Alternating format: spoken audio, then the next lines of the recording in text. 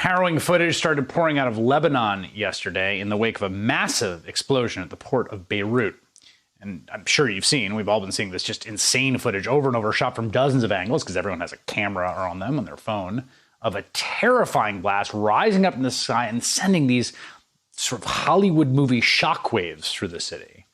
This clip of a bride posing in her wedding dress went viral, the videographer capturing the moment that the explosion occurs. There's a deafening blast blowing out windows on the side street.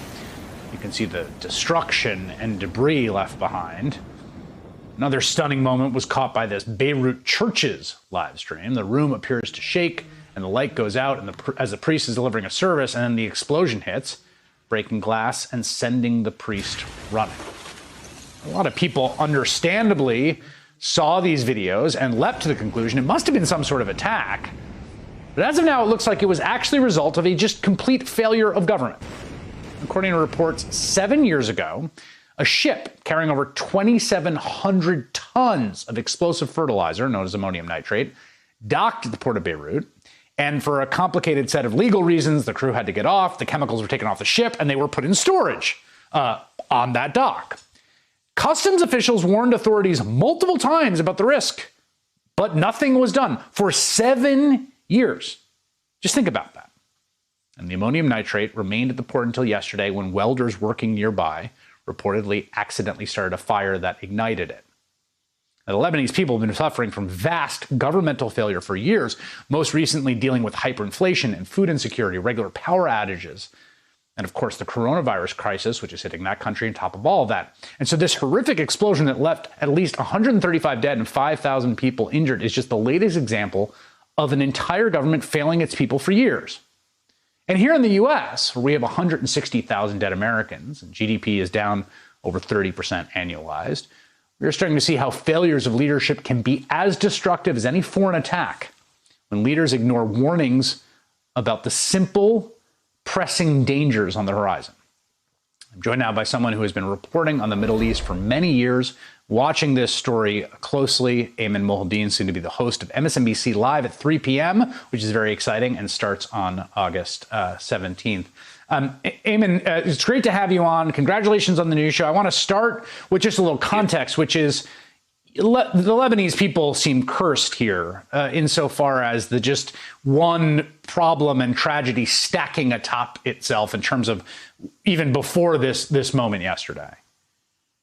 Yeah, absolutely. I mean, that is the best way to describe it. That's actually sometimes exactly how the Lebanese describe themselves, as being a cursed population, not because of anything that they have done, but because of the region that they have found themselves in, and because of the government that has emerged in the wake of subsequent national tragedies that go back to the 70s, since that country's civil war. Look, the Lebanese will be the first to tell you that their country is the proxy theater for so many neighboring countries to carry out their wars. That's why, as you mentioned there in that setup, many of the people who thought this explosion initially was the result of some foreign or nefarious actor operating in that country, because that is the reality of what Lebanon has seen over the years.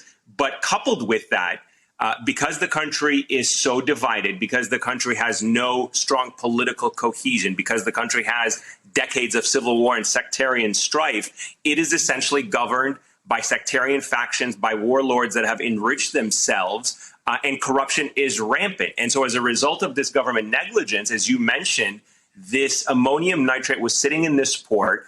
According to the port director, they tried to raise warnings to the judiciary, and the judiciary itself just completely neglected it. Nobody followed up with it. Nobody tried to secure the material. Nobody secured the facility or the port, and nobody bothered to say, hey, we're sitting on a ticking time bomb if we can't get this situation resolved and this dangerous material out of this port. And here's the result.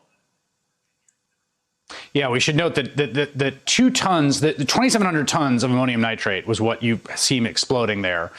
2 tons were used in the Oklahoma City truck bombing when Timothy McVeigh parked that truck outside the Murrah Federal Center in Oklahoma City those years ago, killed 168 people. So this is enormous. And to me, what's so striking about this, and I think there's a sort of parallel here, you know, when you talk about Lebanon being the sort of site of all these proxy wars, has seen tremendous amounts of damage from war, different forms of war, civil war, outside military forces that have been. the U.S. is constantly the biggest military in the world. We're constantly thinking about terrorists and terrorist attacks. And one of the lessons here is bad governing, government neglect of the most basic functions, these sort of banal regulatory things like where do you store this ammonium nitrate and who's looking after it?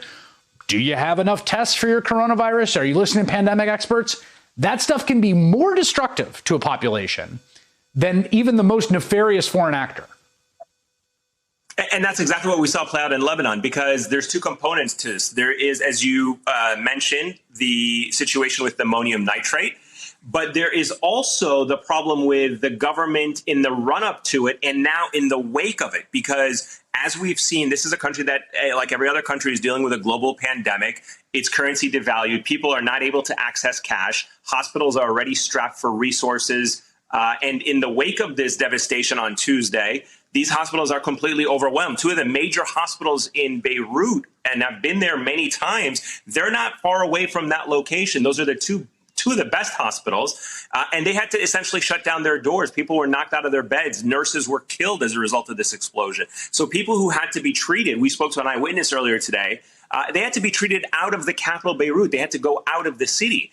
And that obviously just resonates with what we're seeing here in the U.S. in the constant debate about whether or not our hospitals and our medical infrastructure can withstand the numbers that we're seeing as a result of that pandemic. So imagine a country like Lebanon, already limited resources, already under the pressure of economic collapse, coupled with the global pandemic that they're dealing with. And then on top of that, this catastrophic explosion that has sent 300,000 people into the streets, essentially homeless, and then thousands of more into hospitals that they simply cannot cope. I don't say this lightly when I say this is a country literally on the brink of governance collapse. The government is genuinely feeling the pressure economically, from a health perspective, from a safety perspective, and obviously because law and order within that city, within Beirut and the country, is already weakened by a decentralized government. It is ripe now for more instability. And we've seen that protests have been, rocking Beirut for the last several months.